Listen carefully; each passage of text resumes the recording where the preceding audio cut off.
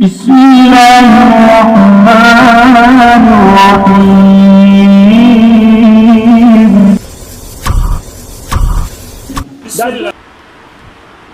د ابراهیم علیه السلام واقعه شروع وا. ابراهیم علیه السلام خپل قوم سره لا نړې میلی ته وسلا نړې عذر پیش کو د خپل بیماری چې کله خلک لاړل دا ځان لا هغه بتخانې ته لاړې او تبر راواغستو او ټول بوتان چې دی هغه ټوټې ټوټې کړل راوی غورځول یو غټ بوتي پرېښود او د هغې په سټ کې یا په لاس کې ورته هغه تبر کېښود. ابراهیم علیه السلام چې کله بوتانو خواته ورتلو نو هغه ټیم کې بوتانو خواته چونکې وسم دا هندوان د بوتانو سره خواصه د خوراک څښاک سامان ږدي څوک ورته پی ورړی او چا ورته چې دی مختلف قسم د خوراک سامانونه ایښي د هغې خیال دی چې دا به دا خوري.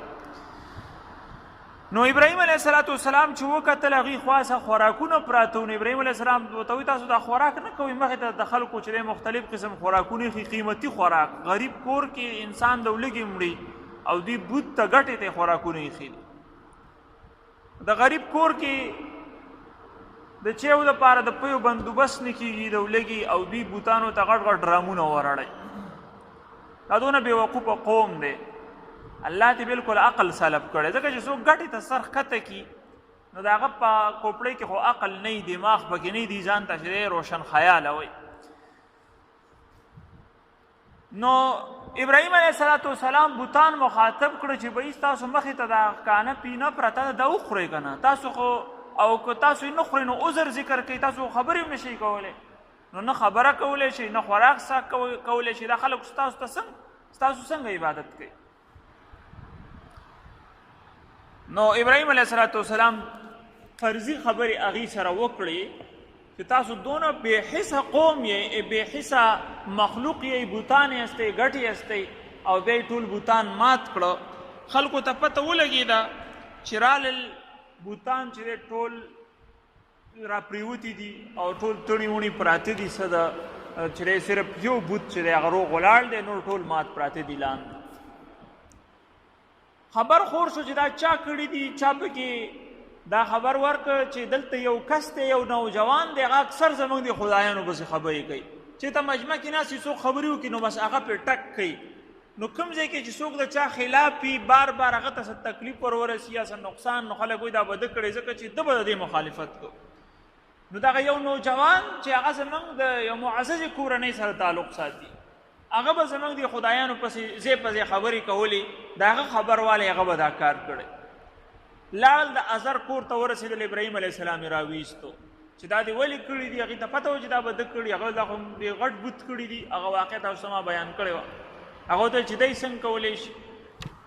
نو بهرحال هغه سره خبرې اترې وشوې پوره اوږده گفتگو خپل منځ کې وشوه. بهرحال ابراهیم علیه السلام عقلي خبرې وکړې خو د هغې په کوپړۍ کې چې دی دماغ نه و عقل نه و هغوی ونه منله او ویل چې تا زموږ د بوتانو چې دی توهین کړی دی تا زموږ چې دی د خدایانو چې دی زیتې دی کړی دی نو دا څنګه خدایان دي چې د یو کس نه ځان نشي بچ کولی دا دونه خدایان دي او یو کس سره په لاس کې تبر دی ټول خدایان یې وله راوارتول هغوی ځان هم بچ نه کوو. نو دغه وخت کې نو دوی سترګې غړېدل پکارو چې بی دوی ځان په خپله نشي بچ کولی د یو کس د تبر نه نو موږ به څه بچ کړي زموږ به څه مرادونه پوره کړي زموږ به څه سفارش وکړي چې دا په خپله ځان یې نه دی بچ کړی چې موږ یې بچ کوو نو دوی په خپله ځان نشي بچ کولی. خو تاسو ته ما څه ویل چې د دې دماغ بالکل خالي بالکل بوس پکې پراته د دې دماغ کار نه کوي. ابراهیم علیه السلام باندې کیس شته شو د توهین دفعه پې ولګېده چې دې زموږ د خدایانو توهین کړی دی. بادشاه سلامت چې دی فیصله وکړه هغه وخت کې بادشاه نمرود بن کنعان دا د نوح علیه السلام چې کوم زوی و سام دا د هغه په اولاد کې و. نمرود د نسب کې لږ ډېر اختلاف شوی خو دغه ځای ته رسي. نو دغه وخت کې دا بادشاه او دته ډېر لوی بادشاهت په دغه وخت کې حاصل و. ډېر لوی بادشاهت و بلکې کوم مجاهد رحمت الله علیه فرمایي 4 بادشاهان داسې دي چې هغوی په ټوله دنیا باندې حکمرانی کړې ده، 2 مؤمنانو او 2 کافرانو. مؤمنان یو سلیمان بن داود علیه السلام او یو چې دی ذوالقرنین، او 2 کافران یو بخت نصر او یو دا نمرود. دی پوره دنیا باندې چې حکمرانی کړې ده. نو د سره ډیر زیات قوت طاقت موجودو، هر قسم ساز و سامان اسباب د سره موجودو، او دا چونکې دغه بت پرستو نو د خپل خدایانو توهین چې ولیده، او مخکې چونکې د خوب لیدلی او دته چې معبرینو تعبیر ویلی چې یو کس به راځي هغه به ستا مذهب او ستا د بادشاهت خلاف راوچتېږي.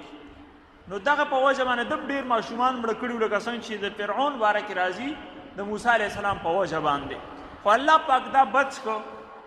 تفسیر سواوي کې دغه شان چې دی لیکلي دي چې د نمرود او چې د ابراهیم علیه السلام دغه شان واقع وه. اخر دا چې ابراهیم علیه السلام داسې کیس وکړو چې په هغې باندې ټولو خلکو دا فیصله وکړه چې اوس د ابراهیم علیه السلام سزا هم دغه ده چې دا قتل کړی شي. د قتل څه ترتیب وکړی شي؟ دا دی چې دا په اور کې وسوځولی شي. فیصله وشوه چې د ابراهیم علیه السلام دپاره د اور فیصله وشوه. دا قیدي شو، جیل کې بند شو، او د اور دپاره چې یو غټ ځای تیار کړ. یو غټه دلته د عمارت لفظ دی، ضروري نه ده چې دا بند عمارت یې جوړ کړی، بلکې کنده او بیا په هغې کې چې دی لرګو انبار د خشاکونو. بعض کسان وایي چې څو ورځو پورې، بعض وایي چې څو میاشتو پورې چې دا خشاکونه راچلېدل. او چونکې خلکو به دا سبب ګڼو چې زموږ د خدای توهین شوی دی، نو اوس چې چا کړی دی د هغه په قتل کې او هغه ته په سزا ورکولو کې موږ یو بل نه مخکې شو چې زموږ ته زیات ثواب میلاو شي. نو عبادت یې ګڼو. نو هر یو کس د یو بل نه مخکې کېده او خشاک به یې راجمع کوو، د چا چې به څه وسو هغه به یې پکې کوو. کله چې اور تیار چې کله خشاک راجمع شو او اور بل کړی شو، نو ابراهیم علیه السلام چونکې بیا نږدې ورولل ګران و. دا لږ اور وي که نه، د ګاڼۍ یا د بټۍ سړی ورته نږدې نشي ورتلی. نو دا خو دونه لوی ځای دی راګیر کړی دی، او په میاشتو چې خشاک راجمع شي او دنیا بلا خلک یې راجمع کوي، بیا د بادشاه په حکم باندې دا کار کېږي. نو د هغې به یو حیثیت وي. نو دونه زیات تیز اور دی چې د اسمانه پورې بره مرغۍ په هغې باندې نشي تېرېدی، دونه د هغې تاو دی کوم ځای پورې د هغې تاو رسي. نو ابراهیم علیه السلام څنګه وروغورځو؟ د هغې دپاره منجنیق تیار شو چې دا به په هغې باندې دننه ورولو هغه اور ته. اوږده واقعه ده، خو مختصر دا چې کله منجنیق تیار شو ابراهیم علیه السلام اور ته غورځېده. نو مفسرین لیکي چې دغه وخت ټول مخلوق الله پاک ته چې دی په ژړا دی، الله نور سپوږمۍ اسمان ځمکه چې ای الله دا خو ستا صرف دغه یو نوم اخیستونکی دی په دې ځمکه باندې، دغه یو موحد دی، بل خو څوک هم نشته. دا یو کس دی چې ستا نوملي د ځمکې په شا باندې دغه یو موحد دی، ستا نوملي بل څوک نشته. او که دا هم اور ته پرېوځي نو په ځمکه به نوم اخیستونکی ستا څوک نه. بیا چې دی فرشته راغله ابراهیم علیه السلام، هغې چې دی ټول مخلوقاتو ته الله پاک ویل فرشتو ته چې بی دا زما دوست دی، دا زما محبوب دی، که ده ستاسو کې د چا نه سوال وکړو به ستاسو عبادت وکړي، خو که تاسو کې د چا نه سوال ونه کړو نو دا به زما نه سوال کوي، بس بیا ما او دا خپل منځ کې پرېږدئ چې زه څه کول غواړم هغه به زه کوم، تاسو به بیا په دې ګوتې نه وخورئ. یو فرشته راله، د اوبو فرشته، د باران فرشته راله ابراهیم علیه السلام ته وایي چې زه د باران فرشته یم او ته صرف لاس اوچت که زړه کې راوله، سوال وکړه، شونډې وخوځوه، نو بس بیا به داسې باران راووروم چې دا اور ګورې د باران نه بغیر بل څه نشي مړ کولی. او هغه هم داسې باران چې سم طوفان نوح وي، سم راوورېږي بلکل په شیبو باندې دا اور به مري، دا هسې په اخوا دې خواصیز باندې نه مړ کېږي.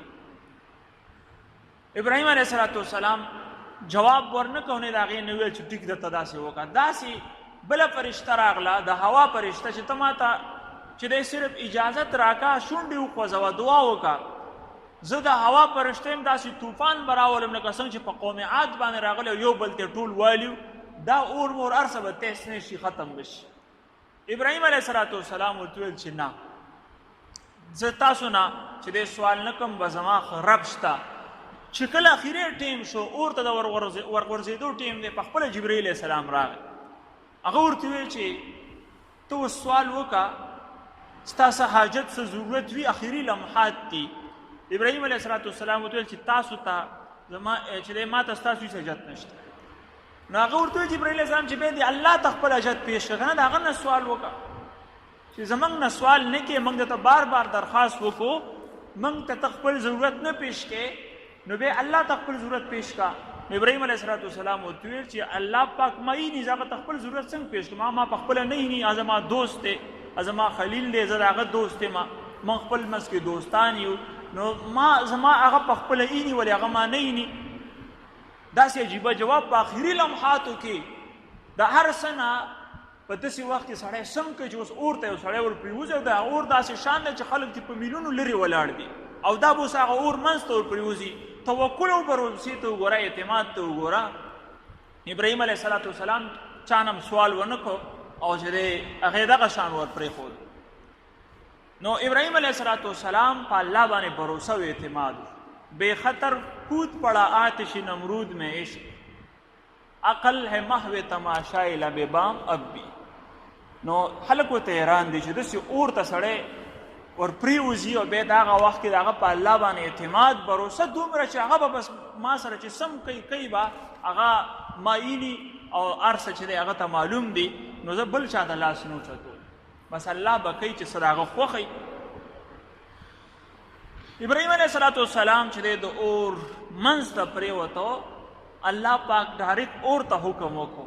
ابراهیم علیه السلام ته څه ونه ویل، ډایرکټ اور ته ویل چې خیال کوه وګوره زما ملګری درلی، زما خلیل در پرېوتو، خیال کوه یخ شه، خو یخ هم داسې نه چې ډېر یخ شي بلکې سالم شه. سالم شه مطلب دا دی چې نه ډېر یخي او نه چې دی ګرمي، بلکل داسې چې موسم بهار او ښایسته ورځ وي چې نه پکې ګرمي او نه چې دی زیاته یخني. نو هغه شان صورت چې دی جوړ کا. نو ابراهیم علیه السلام ته الله پاک چې دی هغه اور بلکل ګل گلزار کړ، داسې ورته ښایسته کړه چې چا وروسته ابراهیم علیه السلام نه تپوس وکړو چې ښایسته ورځې وایي هغه وي چې کوم ما په اور کې تېرې کړې وي. بعض وایي چې دا 7 ورځې پروت 3 اقوال دي پکې، بعض وایي چې دا 40 ورځې او بعض وایي چې 50 ورځې. بعد ابراهیم علیه السلام د هغه اور نه صحیح سلامت راووته چې هغه پړي چې په کوم باندې ابراهیم علیه السلام تړلی شوی هغه سوځېدلي، خو د ابراهیم علیه السلام د لاس ویښته هم نه پیکه شوی. نو دا الله پاک کوي که نه، اور کې د سوځولو طاقت الله پاک اچولی، خو بس ایمان غواړي. نو د ابراهیم علیه السلام ایمان کہی گا نا، ہو آج بھی اگر ایمان ابراہیم پیدا آگ کر سکتی ہے انداز گلستان پیدا. آغا باغ دا اور نه نم جوړېدی شي، خو ایمان د ابراهیم علیه السلام چا په زړه کې هغه شان ایمان، نو بس دا اور او دا چې دی نورونه تاسو مختلف واقعات اورېدلي دي، دا چې دی زهریله ځناور او دا چاړه او دا څه او دا څه، نو دا هر څه ابس دي، خو صرف دا دی چې د انسان په الله باندې مکمل بروسه او اعتماد دي. بس دا څیزونه دا واقعات موږ ته الله پاک په خپل ځان بروسه او اعتماد ښیي چې په ما توکل بروسه او ایمان ساته، بس دا هر څه دي، دا ټول مخلوق بس تا تابع، یو څیز هم تا ته چې دی ضرر نشي در رسولی. دا ټول واقعات موږ د دې دپاره وی او الله پاک ذکر کوي دپاره د دې چې ستاسو بروسه و اعتماد اللہ وی صرف پماشی، مخلوق سے کٹ کر صرف مجھ پر آپ کا بھروسہ اور اعتماد پیدا ہو جائے. دا مطلب ہے یہ واقعات. نو ابراہیم علیہ السلام بہرحال هغه ته سزا د هغه طرفه میلاو شوه، و ابراهیم علیه السلام هغوی خپل چې څه کول زړه یې غوښتل هغه یې وکړه، و ابراهیم علیه السلام چې دی هغه صحیح سلامت و.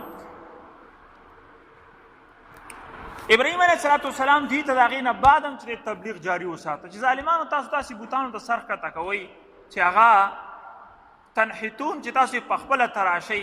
الله ستاسو دا څیزونه او تاسو ټول پیژني، تاسو هم پیدا کړي او ستاسو دا بوتان هم الله پیدا کړي، اگر چې عمل پکې ستاسو د لاسو دی، خو تاسو ټول په ټوله د الله مخلوق یې، نو ټول راجمع شئ د خپل خالق عبادت وکړئ.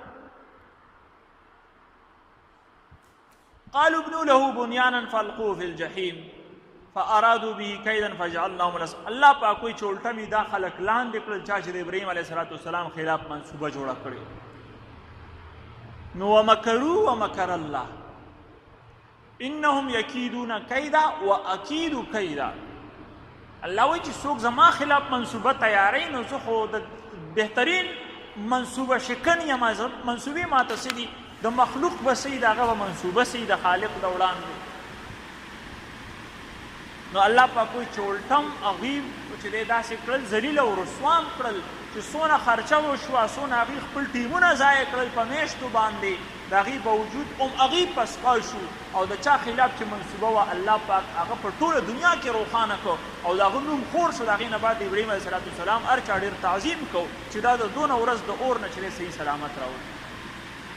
دعا وکړه الله په دې الحمد لله رب العالمین والعاقبة للمتقین والصلاة والسلام علی محمد